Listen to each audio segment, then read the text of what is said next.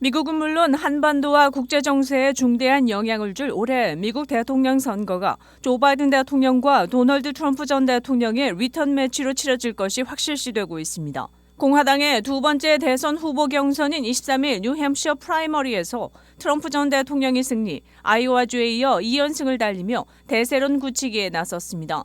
민주당 소속인 바이든 대통령도 이날 비공식 경선으로 치러진 뉴햄셔주 프라이머리에서 압도적인 우위로 승리하면서 재선 도전의 첫 발을 순조롭게 내디뎠습니다.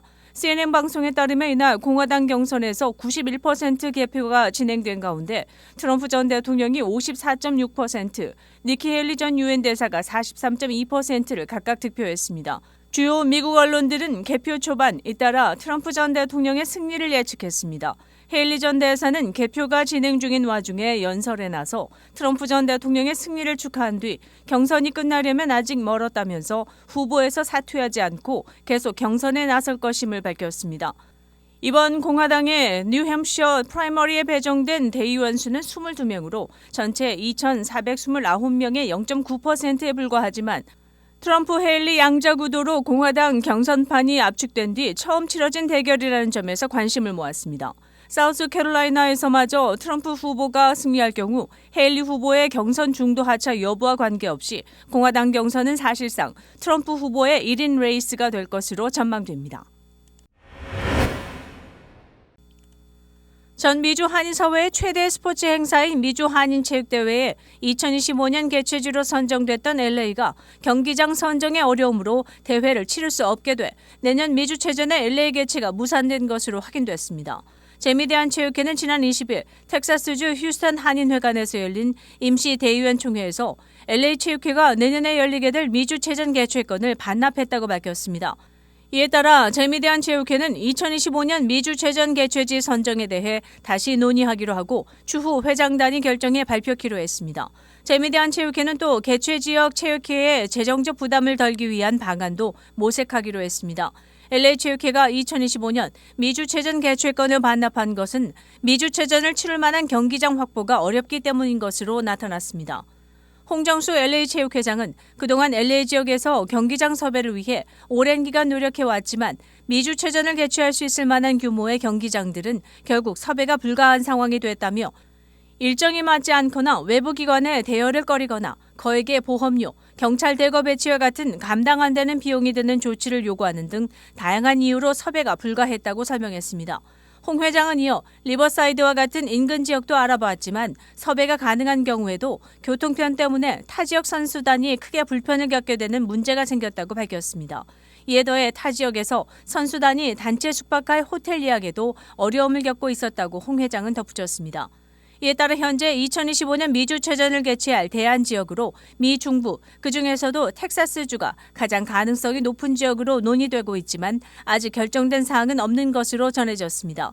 한편 재미대한체육회는 오는 3월 23일 LA의 옥스포드 팔레스 호텔에서 정기총회를 갖고 차기 회장을 선출할 예정입니다. 이탈리아 여행을 간 한국인 관광객이 8명의 떼강도에게 인종차별적 폭행을 당하고 금품을 빼앗긴 사건이 발생했습니다. 피해자들은 현재 재외공간에 도움을 요청했지만 통역 도움을 받지 못하는 등 사실상 방치됐다고 주장해 외교부의 대응이 도마에 오르고 있습니다. 한국의 언론 보도에 따르면 이달 초 이탈리아 밀라노 코르소코모 거리에 관광을 간 20대 남성 A씨가 흑인 괴한들에게 폭행을 당했습니다. 당시 8명의 괴한들은 인종차별적 발언과 행동을 하며 A씨를 포함한 한국인 4명에게 달려들어 그들을 바닥에 넘어뜨렸습니다. 그 후 괴한들은 한국인들의 눈에 캡사이신 성분의 스프레이를 뿌리고는 휴대폰 등 300에서 400만 원 상당의 금품을 훔쳐 달아났습니다.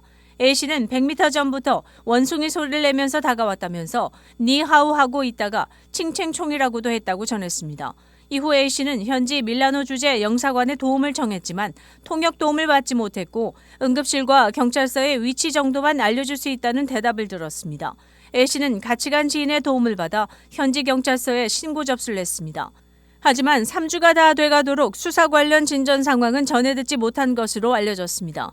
이 같은 보도가 나오자 외교부는 23일 주 밀라노 총영사관은 지난 4일 새벽 사건을 접수한 직후 민원인과 통화해 피해 여부를 파악하고 부상 정도 등을 청취한 후 병원 응급실, 경찰 신고 등에 관해 안내했다고 밝혔습니다. 아이폰을 도난당한 경우 사용자 중요 정보에 대한 접근을 차단할 수 있는 기능을 애플이 도입했습니다. 애플은 22일 아이폰 운영체제 iOS 17.3을 배포한다고 밝혔습니다. 여기에는 도난당한 기기 보호 기능이 추가됐습니다. 이는 암호가 타인에게 노출된 뒤 아이폰을 도난당하더라도 제3자가 중요 데이터에 대해 접근할 수 없도록 하는 보안 기능입니다.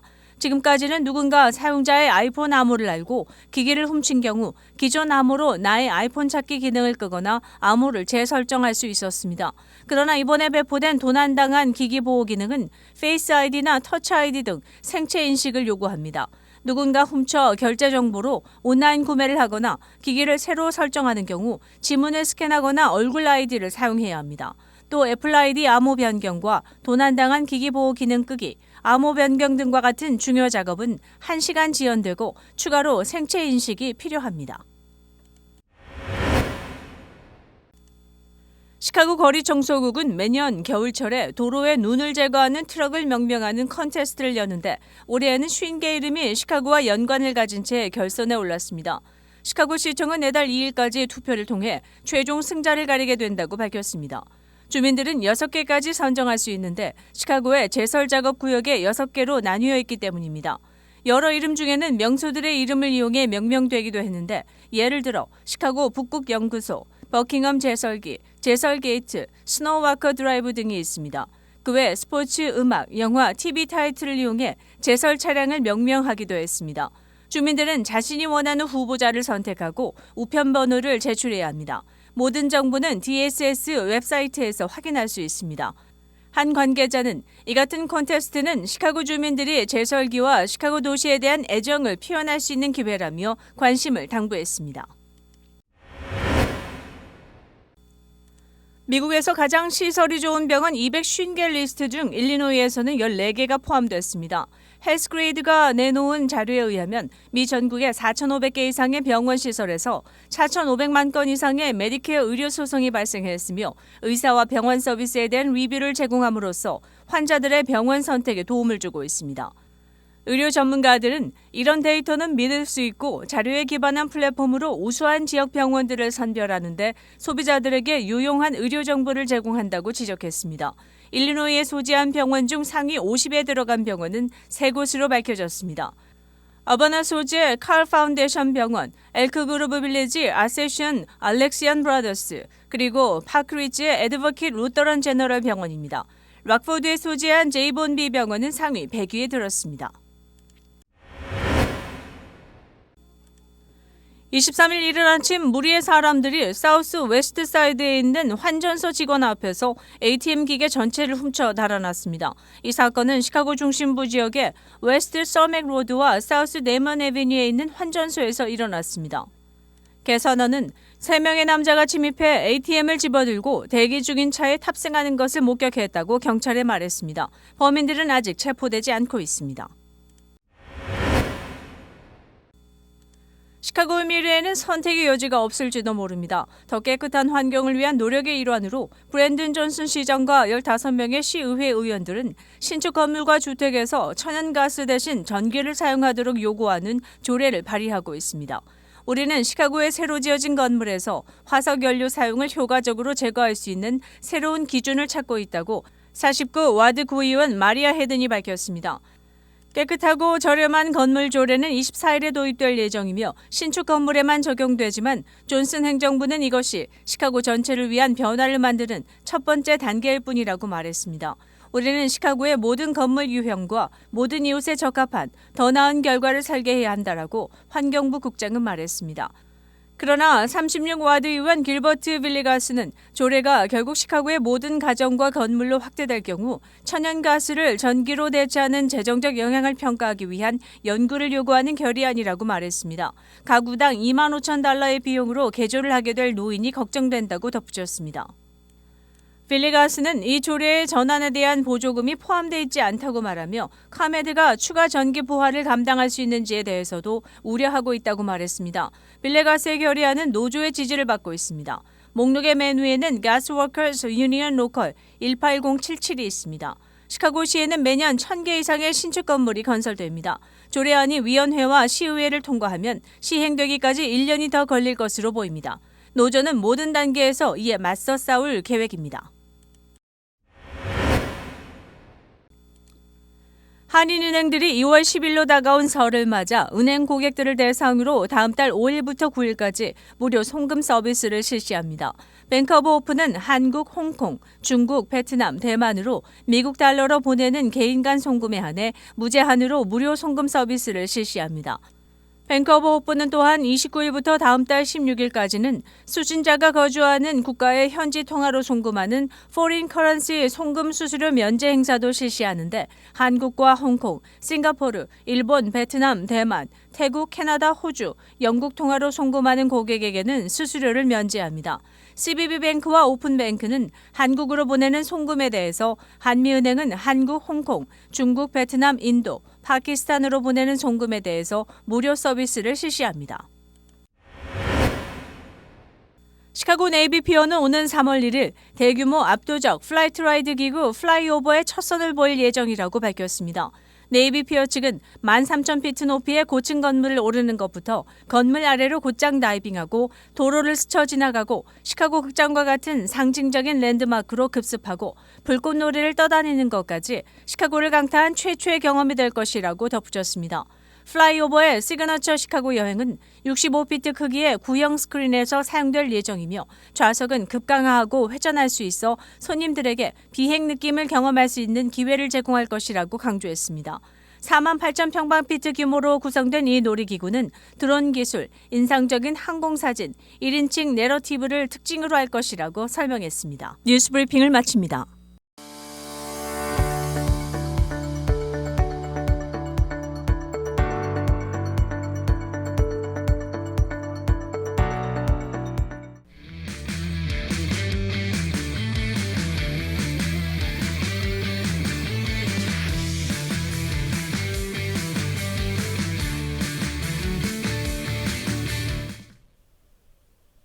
오늘 전문가 코너에는 칼리지 플래닝 이상영 원장님 모셨습니다. 안녕하세요. 안녕하세요. 반갑습니다. 네, 반갑습니다. 시청자 여러분께 인사 부탁드립니다. 예, 새해가 밝았는데요. 우리 학부형들, 학생들 대학 입시 준비하느라고 애로가 많은데요. 특히 올해는 또 파이낸셜 에이드 펩사 제도가 바뀌어가지고 네. 오늘 그런 도움이 될 만한 이야기를 좀 나눌까 합니다. 네. 지난번에 대학 입시에 대해서 중점적으로 얘기해 주셨는데요. 시청자들의 이해를 돕기 위해 한 번 더 칼리지 플래닝 어떤 교육기관인가요? 예, 저희들은 고등학생들이 대학 가기 위해서 준비한 대학 입시를 준비를 하는 게 주고요. 그 다음에 이제 대학에 가게 되면은 제일 먼저 이제 학자금, 네. 파이낸셜 에이드를 같이 프로세싱을 합니다. 그래서 저희들이 경험 많은 전문가들이 대학 입시 준비와 학자금, 파이낸셜 에이드 프로세싱을 돕고 코칭하는 네. 교육기관입니다. 지금 고교 시니어들 고등학교 졸업반 12학년이죠. 입시 과정에서 어떤 시점에 와 있나요? 예, 지금 시니어들은 early admission, 그러니까 조기 전형 원서를 내서 네. 조기 전형 발표가 난 학교들도 있고, 네. 예를 들면 뭐 유오바이, 어바나 삼페인 일리노이 주립대 같은데, 미시간 주립대 같은 데는 이번 주 다음 주에 이제 early 조기 전형 발표가 납니다. 네. 그 다음에 이제 레귤러 전형은 보통 1월 초, 1월 중순, 뭐 1월 말까지 원서를 내서 한 3월 달 발표가 나게 돼 있죠. 그래서 early 같은 경우에는 이제 발표를 기다리는 데도 있고, 네. 발표가 난 학교도 있고, 그 다음에 레귤러는 이제 원서를 마무리하고, 그 다음에 이제 파이낸셜 에이드 프로세싱을 진행해야 되는 어떤 그런 시점에 와 있죠. 그럼 현재 시점에서 입시생들이 챙겨야 할 것들은 어떤 게 있을까요? 12학년 같은 경우에 이제 특히 레귤러 정시 원서를 낸 학생 같은 경우에는 12학년 첫 학기 성적표를 학교마다 원서 낸 학교마다 보내줘야 됩니다. 네. 그래야 입학 사정을 마무리를 할 수 있는데 이걸 학생들이 잘 몰라서 만약에 안 보내면 입학 사정을 할 수가 없죠. 그래서 꼭 챙겨야 될 것 중에 하나가 그 지금 시니어 지난 학기 성적을 트랜스크립트를 잘 챙겨서 학교로 원서는 학교로 보내줘야 되고요. 또 하나는 원서를 내면서 같이 파이낸셜 에이드 프로세싱을 해야 되는데 파이낸셜 에이드에 필요한 데드라인에 맞춰서 거기에 맞는 학자금 프로세싱 다큐멘트나 뭐 펩사 신청이나 CSS 프로파일들을 꼭 신청을 해야 됩니다. 네. 학자금 파이낸셜 에드라고 하셨는데 그럼 지금부터는 대학 학자금에 대해서 좀 상세하게 알아보겠습니다. 미국의 학자금 제도라는 건 무엇을 말하는 건가요? 미국에는 학자금 제도라는 게 연방정부, 주정부, 학교에서 학생이 잘하는 메릿, 그러니까 공부 능력에 따라서 주는 장학금도 있지만 인컴이나 재산, 네. 자산에 따라서 정부에서, 주정부에서 학교에서 지원해 주는 제도가 파이낸셜 에이드 제도입니다. 근데 이 파이낸셜 에이드 제도를 잘 활용을 하면 그 형편에 따라서 네. 대학으로부터 정부로부터 무상 보조를 받아서 공부를 할 수 있는 그런 제도죠. 예. 그럼 학비 보조금 종류에는 어떤 게 있나요? 예, 학비 보조에는 방금 말씀드린 대로 장학금과 네. 그다음에 그랜트는 지원을 받는데 무상 지원을 받는데 갚지 않아도 되는 거죠. 네, 네. 그러니까 그랜트 그다음에 융자 네. 학생들한테 특혜를 줍니다. 예를 들어서 뭐 졸업할 때까지는 이자를 안 물어도 되는 정부에서 이자를 대주고 이런 학생 융자도 있고 그것도 모자라면 뭐 그다음에 부모한테 주는 융자도 있고 그래서 네 가지가 있다고 보시면 돼요. 장학금, 네. 그다음에 그랜트, 그다음에 융자 이렇게 지원을 받게 돼 있죠. 예. 학비 보조금을 받으려면 학자금 신청을 해야 한다고 알고 있습니다. 그럼 학자금 신청 종류는 어떤 것이 있고 어떻게 신청하면 될까요? 예, 학자금 신청을 하지 않으면은 네. 학생들이 지원을 받지 못합니다. 그래서 학자금 신청을 하는 대표적인 신청서가 펩사라는 게 있어요. 네. Pre-Application for Federal Student Aid라고 해가지고 연방 정부에서 실시하는 무료 학자금 신청서죠. 이것을 신청하는 게 있고 두 번째는 이제 CSS 프로파일이라고 해서 College Scholarship Service 프로파일이라고 해서 비연방 학자금 신청서 두 가지 그 외에 이제 학교별로 요구하는 신청서가 있습니다. 각 학교 대학에서 파이낸셜 에이드를 받으면 이걸 핏아웃 하라는 어떤 그런 세 가지 종류 신청서가 있죠. 이것을 서밋해야만 학교에서 이걸 사정을 해서 장학금도 주고 그랜트도 주고 융자도 줄 수 있는 이런 제도죠. 그럼 최근에 펩사가 많이 바뀌었다고 들었습니다. 언제 어떻게 무엇이 바뀌었나요? 예, 최근에 그러니까 2020년에 펩사가 좀 어렵거든요. 108개 항목이고 어려워서 학부형들이나 학생들이 많이 어려워했는데 2020년도에 간소화하는 법을 만들었습니다. 네. 그래서 그 법에 따라서 지난 12월 말 기준으로 새로 펩사 폼이 만들어졌어요. 근데 펩사 폼을 처음 시행하다 보니까 이게 잘 고뚜루가 안 돼가지고 한 2주 동안 많이 애를 먹었어요. 학생들도 그렇고 이 기관에서도 그렇고. 그런데 지난주부터는 이제 어느 정도 잘 풀려가지고 되는데 새롭게 많이 바뀌었습니다. 예를 들어서 이제 간소화한 법을 통해서 간소한 펩사 폼을 만들었는데 옛날에는 108개 항목이었는데 지금은 36개 항목으로 줄어들었어요. 또 하나는 이제 옛날에는 그 IRS 텍스 자료를 우리가 직접 링크를 다 시켜야 IRS 자료가 이 펩사 넘어가는데. 쪽으로 넘어가는데 이번에는 자동적으로 넘어갈 수 있도록 했고요. 그 다음에 이제 좀 달라진 것 중에 하나는 전에는 학생이 들어가서 학생 거와 부모 거를 한꺼번에 필아웃해서 서밋할 수 있도록 돼 있었는데 이번에는 학생 거를 먼저 기입하고 그다음에 학부형들 거는 또 따로 파일을 들어가서 하는 게 조금 그게 좀 불편한 부분도 있는데 아무튼 전체적으로 봐서는 좀 간소화됐다고 보시면 됩니다. 예. 그럼 지난해까지 제출했던 것과 올해 새로 제출하는 펩사의 차이점을 좀 설명해 주시겠어요? 예. 지난해까지는 아까도 말씀드렸는데 학교 같은 경우에는 한 학교에 파이낸셜 펩사 포함해서 10개 학교까지 한 번에 밖에 못 넣었어요. 네. 10개 학교 넣고 한참 기다렸다가 또 학교를 애드해야 되는데 네. 이번에는 20개 학교까지 한꺼번에 제출할 수 있도록 편리해졌죠. 네네. 예, 그런 거. 그다음에 하나는 옛날에는 학자금 이 산출 기준이 부모들의 그 가정 분담금이라는 게 있어요. 가정 분담금에 의해서 이 학자금을 산출을 했는데 이번에는 Student Aid Index라는 그 학생의 인덱스 그 안에는 물론 가정의 어떤 인컴이나 재산 그다음에 여러 가지를 토대로 해서 계산하는 그 방법이 좀 달라졌죠. 네. 예. 좀 간소화되면서 이제 그런 용어도 달라졌고 항목도 많이 달라져 있죠. 네. CSS 프로파일에 대해서 좀 설명해 주시겠어요? 예, 펩사라는 건 연방 정부에서 누구나 필요로 한 어플리케이션 폼인데 좋은 사립대나 또 주립대 큰 학교에서는 non federal 어플리케이션을 요청합니다. 그게 이제 CSS 프로파일인데 네.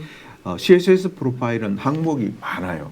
한 300 항목이 되는데 그거는 더 구체적으로 지원을 해주기 위해서 항목을 묻는 건데 거기는 뭐 가정의 집을 언제 구입했는지 뭐 돈이 얼마 있는지 뭐 형편이 어떤 건지 세세한 거를 기입하도록 되어 있습니다.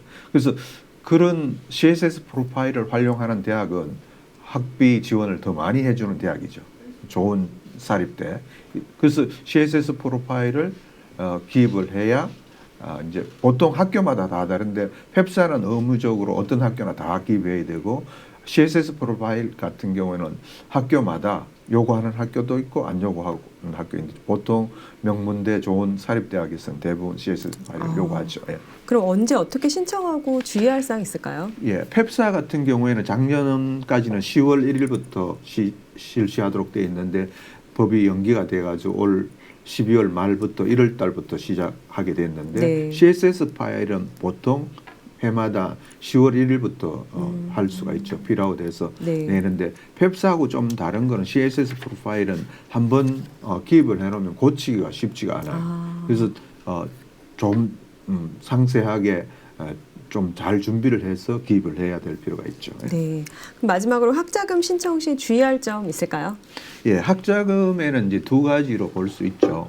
메릿 베이스 학자금이 있고 그다음에 니드 베이스 네. 학자금이 있는데 메릿 베이스라는 것은 학생의 어떤 능력에 따라서 네. 공부를 잘하고 못하고 성적이 어떠냐에 따라서 감안해서 장학금도 주고 그랜트를 주는 그런 한 파트가 있고 학생의 성적과는 무관하게 가정의 어떤 재산이나 인컴 이런 걸 기준으로 주는 게 니드 베이스 파이낸셜 에이드예요. 네. 그래서 이런 것들을 기입하거나 준비할 적에는 전체적인 그러니까 가정 형편을 잘 고려해서 잘 준비를 해야 충분한 혜택을 받습니다. 우리 한인 학부형들이 자칫 그냥 있는 대로 잘못 기입하면은 예를 들어서 1년에 뭐 2만 불 받을 혜택을 10,000불도 못 받는다든가 이런 게 있죠. 그래서 저희 같은 칼리지 플래닝을 통해서 네. 이런 파이낸셜 에이드를 지원을 받으면 맥시마이즈 파이낸셜 에이드 혜택을 받고 또 원하는 대학 또 명문대 이런 데 합격할 수 있는 합격률도 높이는 그런 게 저희들 칼리지 플래닝에서 도와드리는 겁니다. 네, 그렇군요. 오늘 좋은 말씀 감사합니다. 예, 고맙습니다. 감사합니다.